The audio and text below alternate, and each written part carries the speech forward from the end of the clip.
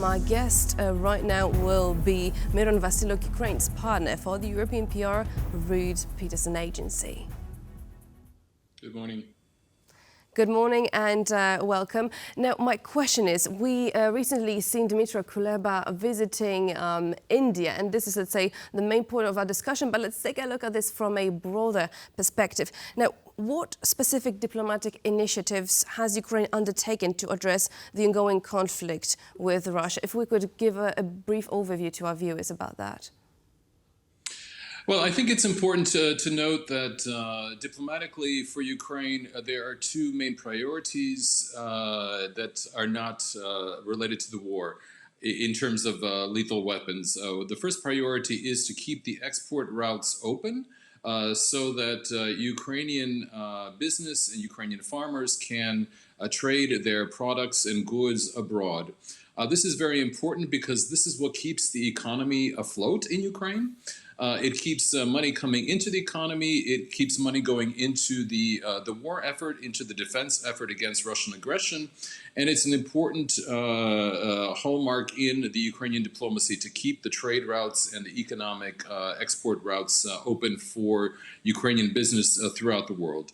And secondly, I would say, is the peace formula, which is something that was discussed in Delhi and is being discussed in other capitals around the world, how to end the war and what will be the peace formula and the peace summit later in Switzerland this year. And what have we seen when it comes to outcomes? What have we seen to be an outcome of this visit, especially when I'm talking about the visit of Dmytro Kuleba to India? Well, I think first of all, it was Mr. Kuleba's, it was the visit of the foreign minister to India, the first in 7 years. So obviously there was been quite a long pause in the relationship, and I think that by going to India, he's renewed that relation.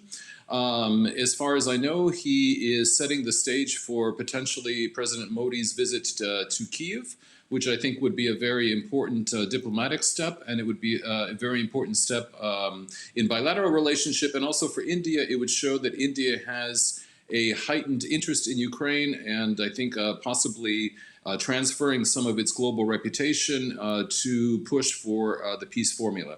So I think this would be quite important. Right, and now looking at the peace formula itself and how President Volodymyr Zelensky was trying to implement it, let's take a look at this from the Western perspective, because we do see that there is a decrease in bringing military aid, humanitarian aid, especially from now the US side to Ukraine. So why do you think that now, as so little help is being brought to Ukraine, do you think that this is something that Russia hoped for, that the West would get tired of helping Ukraine and that it would leave Ukraine on its own?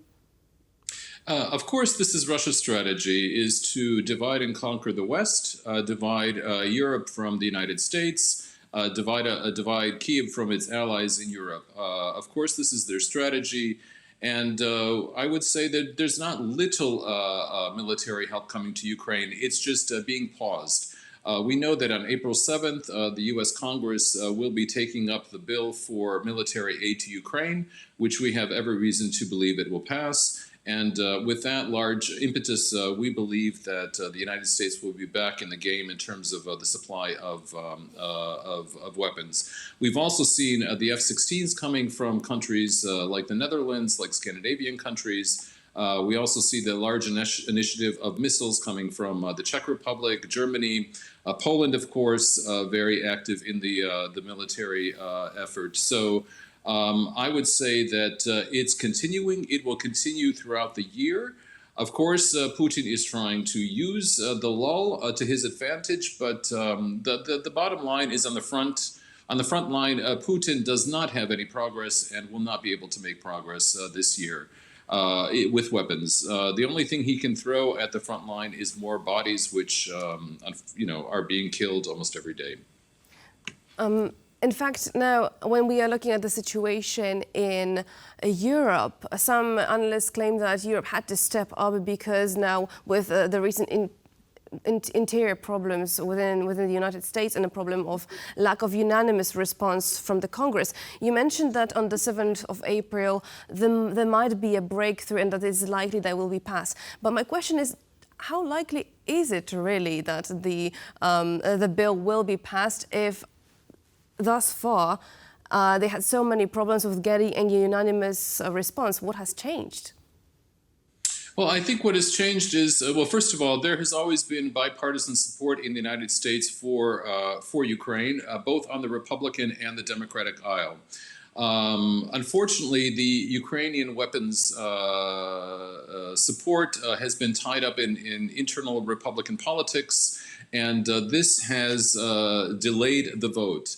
But the fact of the matter is that there are votes in Congress. There are enough Democrats and Republicans supporting Ukraine to make sure that the vote is passed. The only issue was the delay in the vote, and this is where the internal politics in the United States between the MAGA supporters and the Republican supporters of Ukraine were delaying the bill's passage in the U.S. Congress. But we expect it to pass.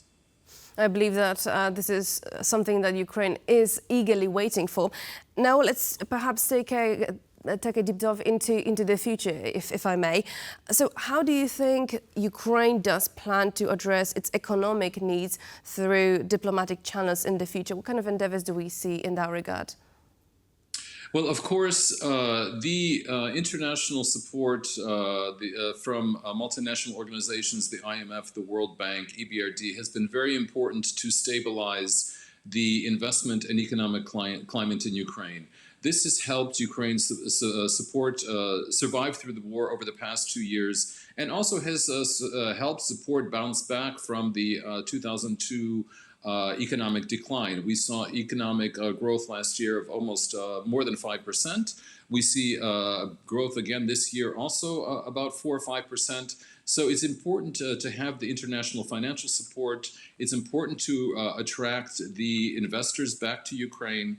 It's important to keep the export routes open, which is the main purpose of Ukrainian diplomacy, through the Black Sea, through the Danube, through Poland, for instance, through the roadways.